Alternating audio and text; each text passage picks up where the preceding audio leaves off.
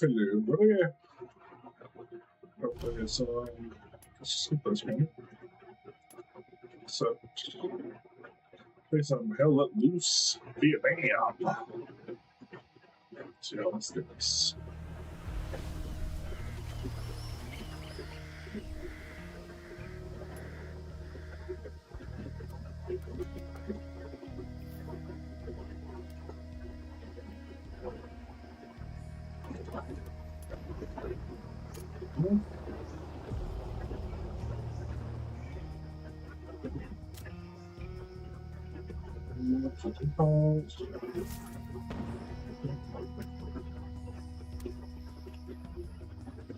Okay.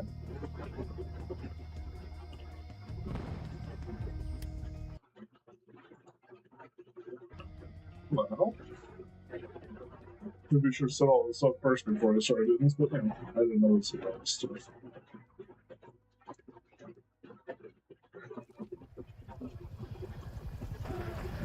Welcome to Vietnam and Basic Training. Here you will learn the fundamentals of jungle warfare. Head to the obstacle course to get started.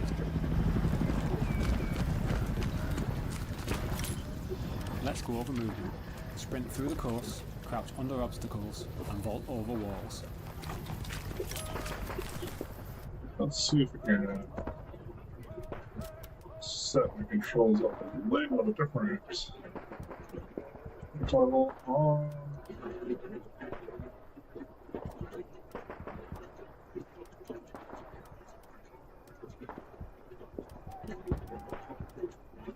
Button layout.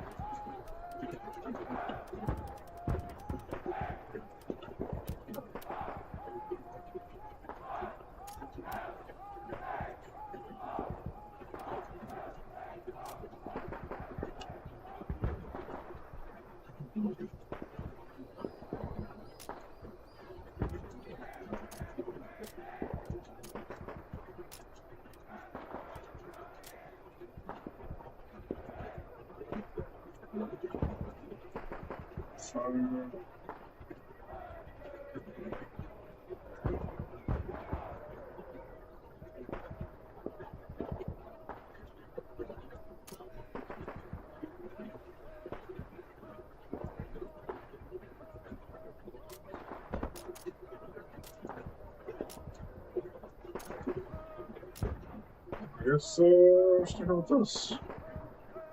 I don't give you much leeway to move around in them, I guess.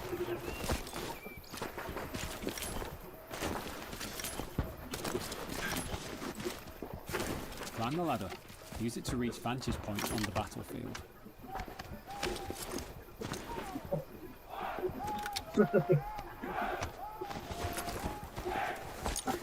Now, walk off the ledge to drop down.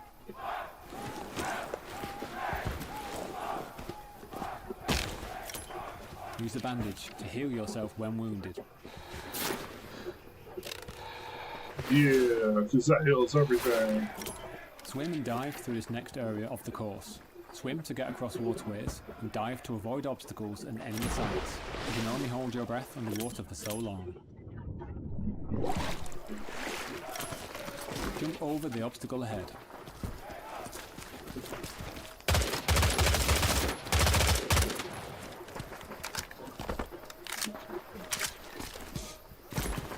Bayonet is a powerful melee attachment that can be equipped to your weapon. Do this now and attack the dummy ahead. That is awesome.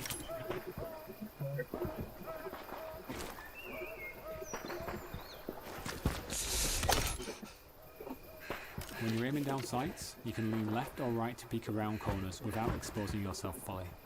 When you're up close, a quick swing can take out an enemy before they even know you're there. Oh, that is legit. That's what takes to do this year.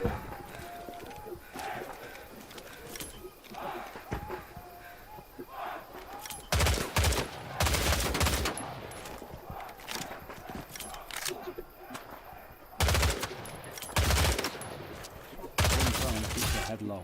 Use it to crawl under barriers or avoid getting hit.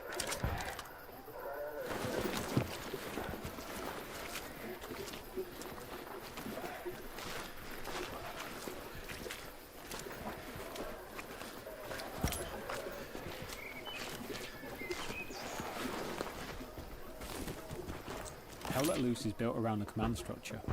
Unit members follow their unit leader. Unit leaders take orders from the commander.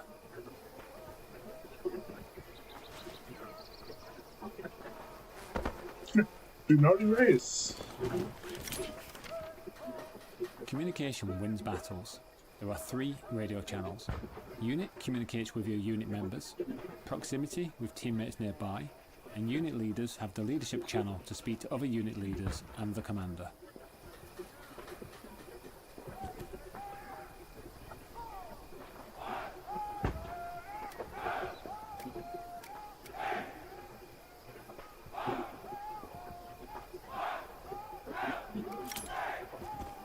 Hello? Oh, we'll see. Oh. Open the tactical map. This is the tactical map. Use it to coordinate tactics with your fellow soldiers and keep track of the battle as it unfolds. Referring to the grid, icons and non-verbal markers are just some of the tools that can be utilised to support effective communication. That's pretty detailed.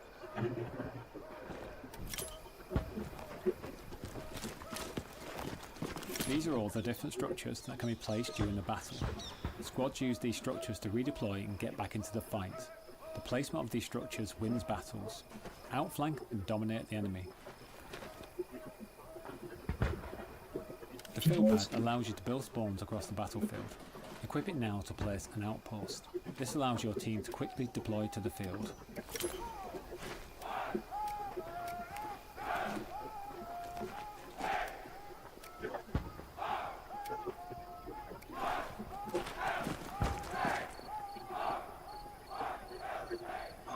Field pad.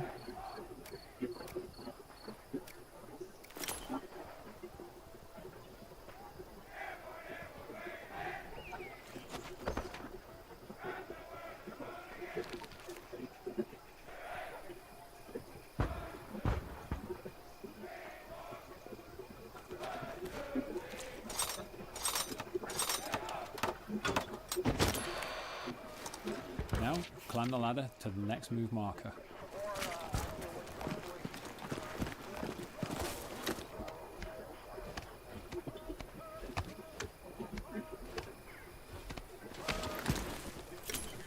When words aren't fast enough, you can use a non-verbal communication marker to indicate different types of danger. Give it a go and mark the infantry targets ahead.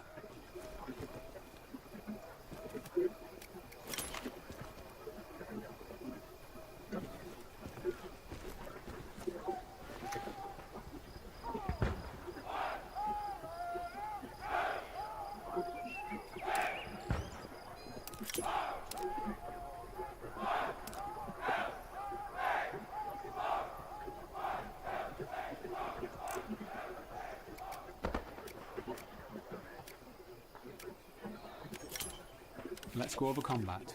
Aim down the sights to improve accuracy. Shoot the targets ahead, aiming for the helmet to guarantee an instant kill. Running out of munitions in the heat of battle can be costly, so resupply from the ammo boxes if you need.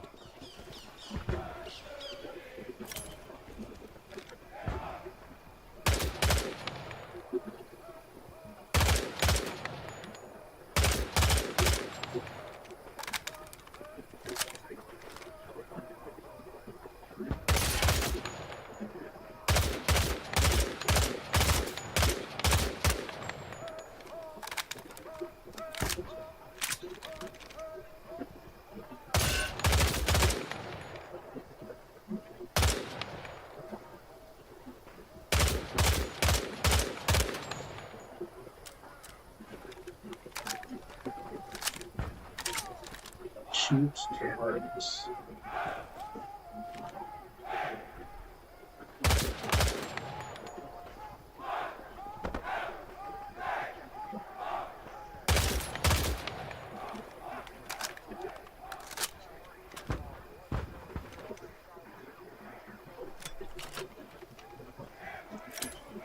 Now, climb back down the ladder and move to the next location.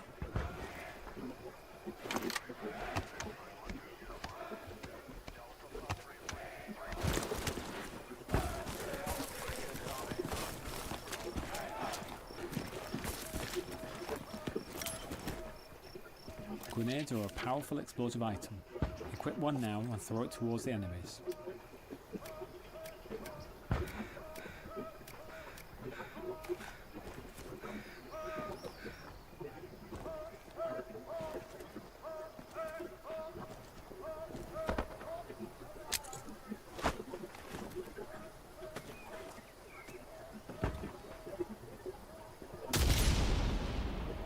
Now let's learn the fundamentals of capture points. Head over to the next move marker.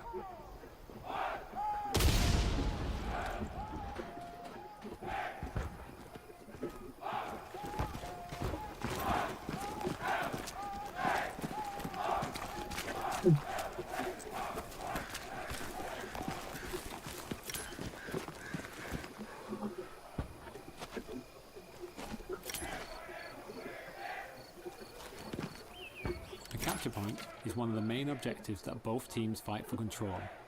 A capture point is under a team's control when their numbers exceed that of their enemies.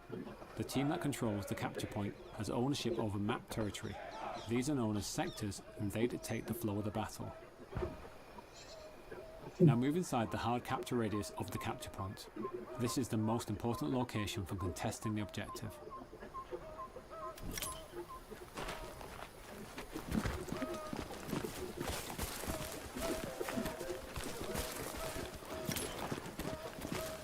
The capture point is contested. Neutralize all the enemies to start capturing the point.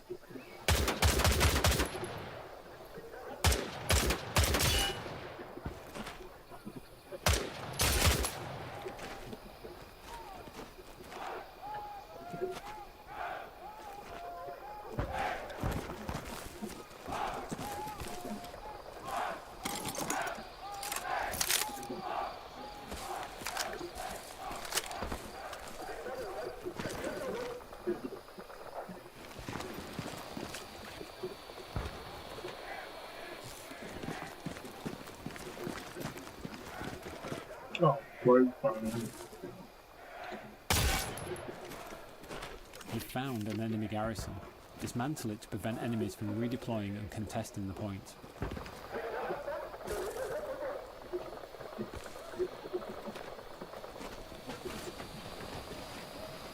This will take all this shit.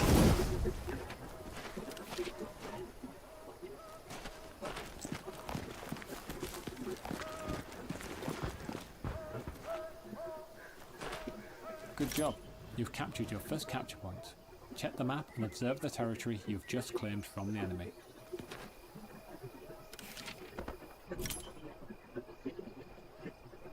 Well done. You've successfully completed your training. Yeah! Unlock the tutorial. I get new levels for this shit? God, how many tutorials are there?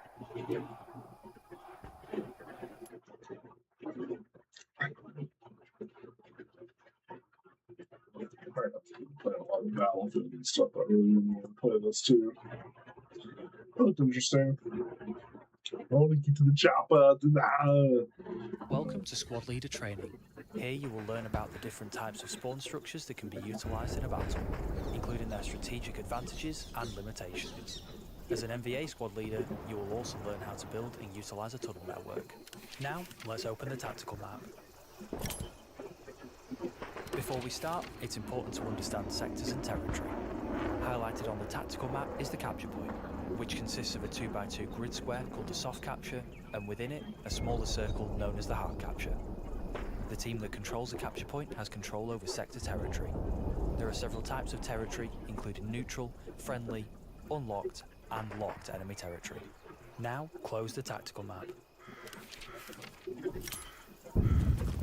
The outpost is a spawn structure specific to your squad. With a shorter redeploy wave, it's the quickest of all spawn structures. Use it to keep your squad together and redeploy quickly into the battle.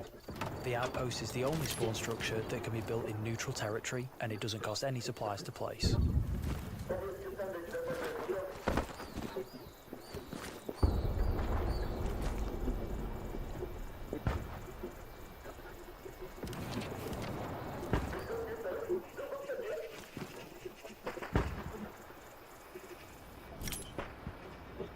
A Observe the capture point being seized by our team and the territory changing from neutral to friendly.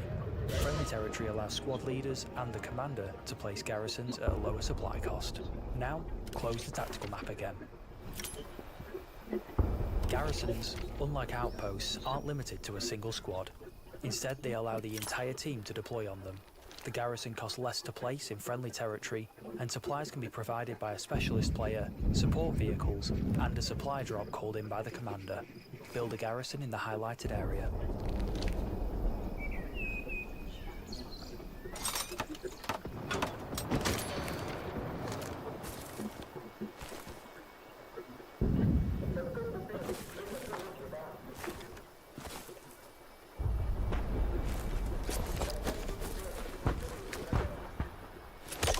Is a special kind of structure used by the NBA to build a network of rapid deploy locations. Build one now in the highlighted area.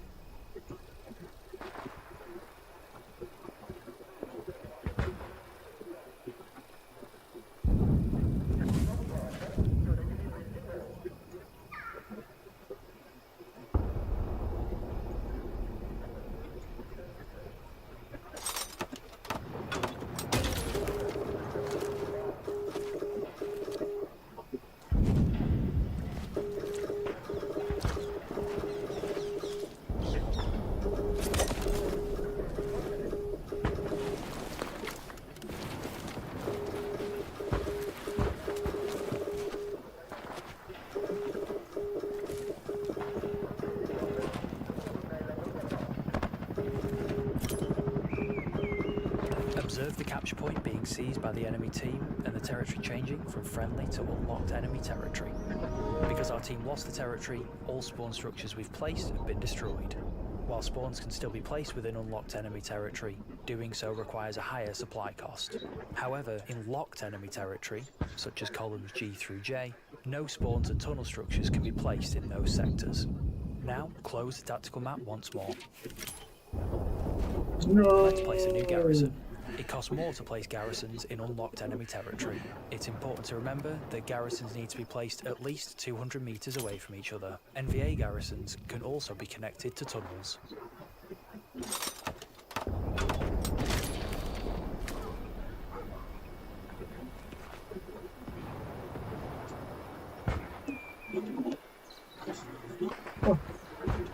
Well, a lot to do in this game. It's time to build your first tunnel network. Open the tactical map.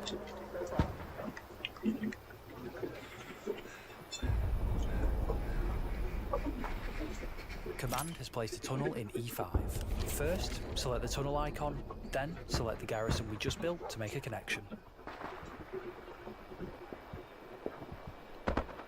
Oh yeah, build the tunnel first, right?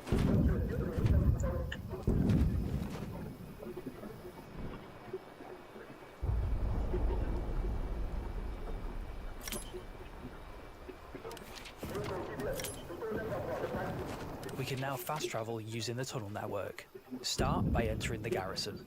The time it takes to travel varies based on the distance between the two structures.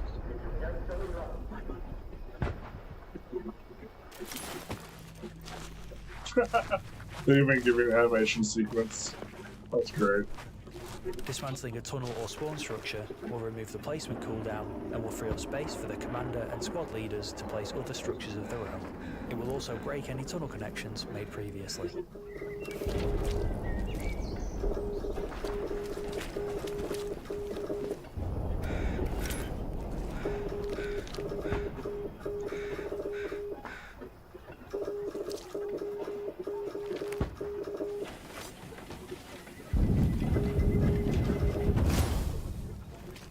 Now it's time to build a larger tunnel network. Open the tactical map again and let's get started.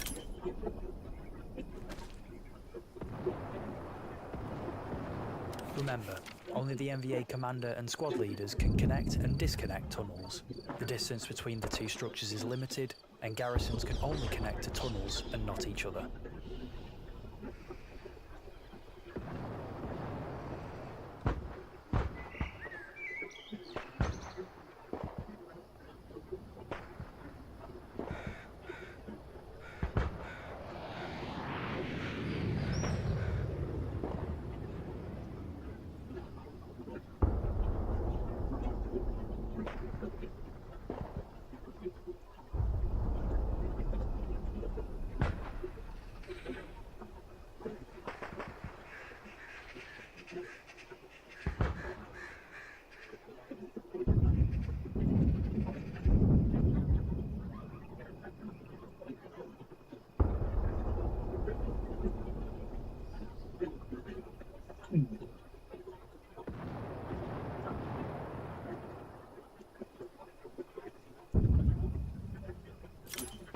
Oh, I see. Well Garrisons done. You have just completed your training. Garrisons connect to not each other, but else.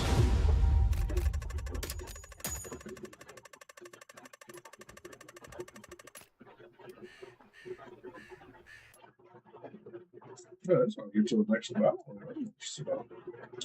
I get why they want us to go through tutorials. It makes sense.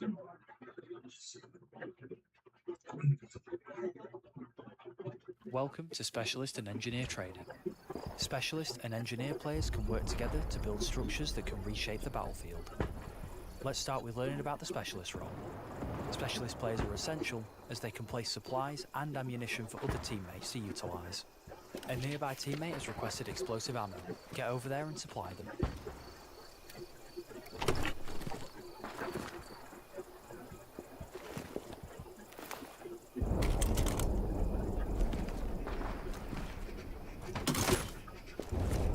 An engineer has left a barricade blueprint along the road that needs to be built. Use the hammer in your loadout to finish constructing it.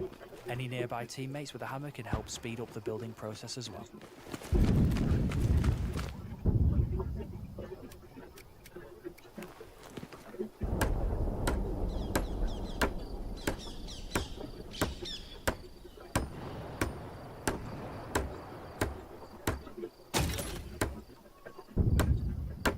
Great job, but we can do more. Upgrade the barricade to the next level. Certain structures, like the barricade and bunker, can be improved by using extra supplies. Once upgraded, they can withstand more damage and can even provide more cover at higher upgrade levels. A teammate's calling for supplies. Place them in the marked location. Supplies are the lifeblood of the team. With them, squad leaders can set up spawn points and engineers can build defences to help fortify your position.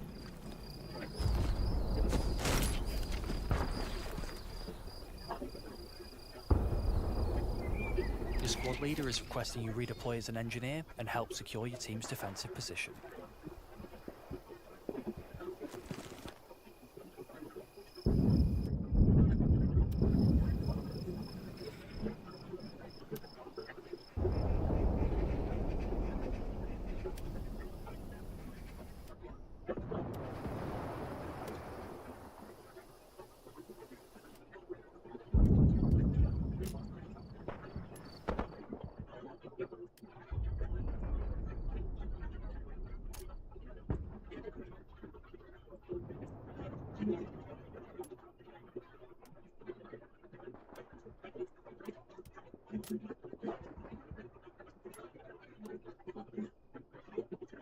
You are now playing as the engineer.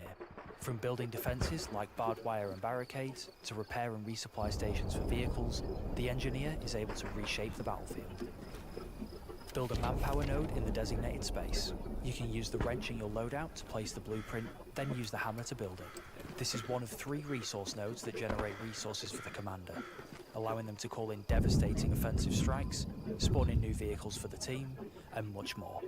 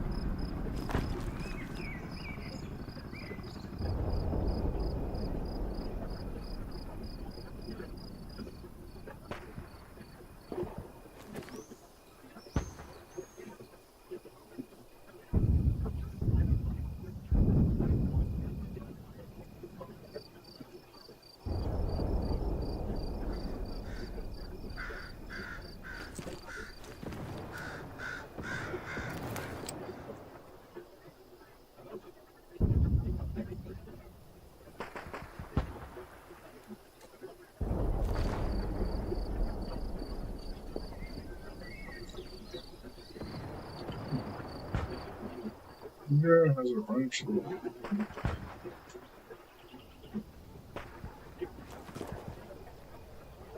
Thanks.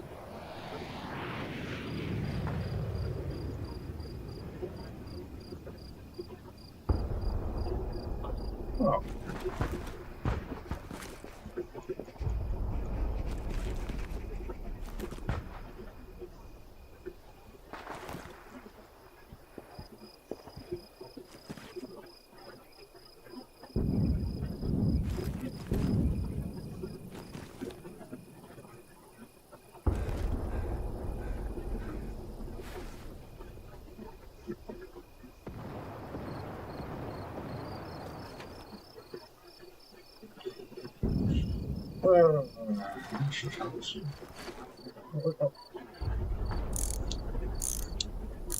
Might be entire too. That's all period.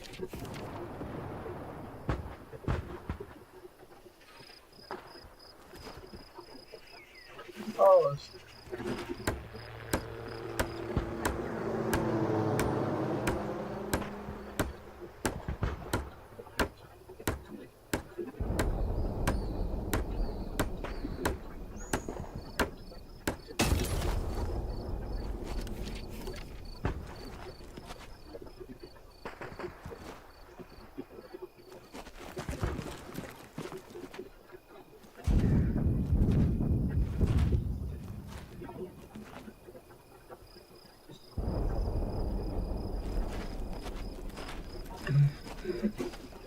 the morning. I should be doing this in the morning. Sorry, guys. Now, let's build up our defences to hold off future enemy attacks. Place some barbed wire in the highlighted area.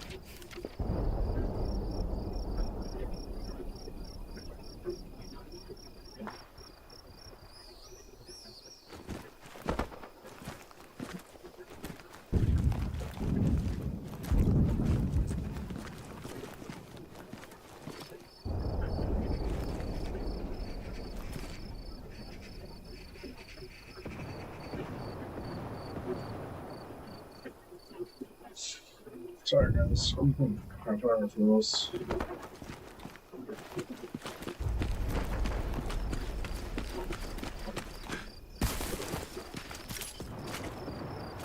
The engineer has a blowtorch in their loadout that can be used to repair damaged vehicles. Let's approach the nearby tank and help it out. Other engineers can assist in order to speed up repair time.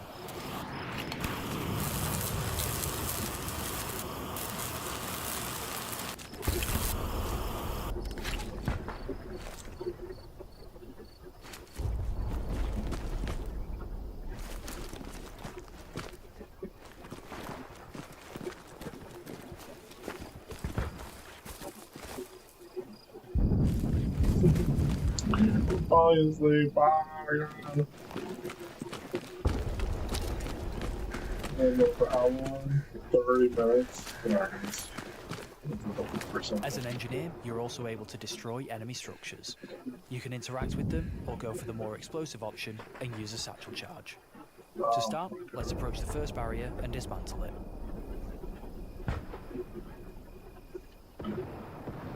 I'm sorry, guys. Oh, I'm gonna have to get off. I'm falling asleep, but I will not really sleep. So I apologize.